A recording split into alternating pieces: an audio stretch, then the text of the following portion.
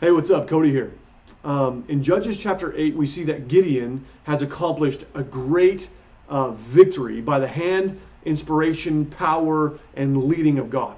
That he defeats the Midianite army with only 300 men, and we see in chapter 7 that they are without number, that they're so vast, that the army is so big that it's likened to locusts, a swarm of locusts, which was just a way of saying that we can't even count them. There's so many of them that we don't even know how to begin counting this army.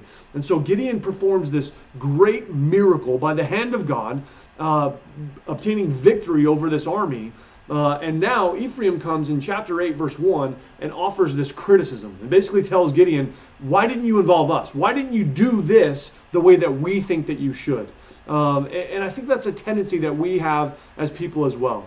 That we look at other things, we look at other people's lives, organizations, ministries, whatever it happens to be, and we look at that and we say, why did you do it that way? Why didn't you do it the way that I would have done it? And we start looking at it in terms of having a critical eye, and that's not always constructive. In fact, most of the time I think it's destructive. And so I want to offer to you 4 questions that have proven helpful for me in terms of figuring out, should I go to somebody with this thought, or should I just keep it to myself and prayerfully consider it and allow God to deal with them? So here are these 4 questions, and I hope they're helpful for you. Number 1, is it needful? Is it needful for me to go to this person with this information, or is it just not necessary?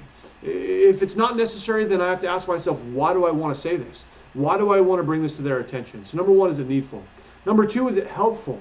Is it something that is going to be advantageous for them? To be able to have maybe a fresh set of eyes or a fresh perspective, a new angle of approach at looking at this thing that they've been doing or this thing that's happening, and that I bring my criticism in such a way that it's actually helpful, that they can use it, and it can be something that provides some sort of help. The third question to ask is it profitable? Is this thing that I'm going to bring, is this criticism that I'm going to bring actually profitable? Does this build up? Does it construct, or does it destruct? If it's constructive, if it's actually profitable, if it builds up, then I should bring this criticism. And the fourth question that you should ask is it humble?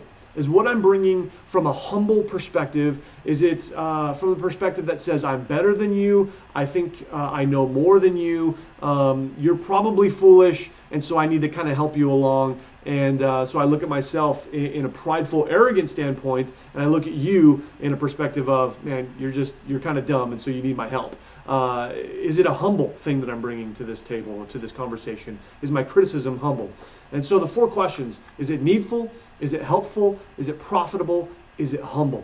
I pray that you would ask yourself these questions before you come to somebody with a criticism, to make sure that your heart's in the right place and that it's actually going to be something that builds this person up or this situation up. I hope that helped you today.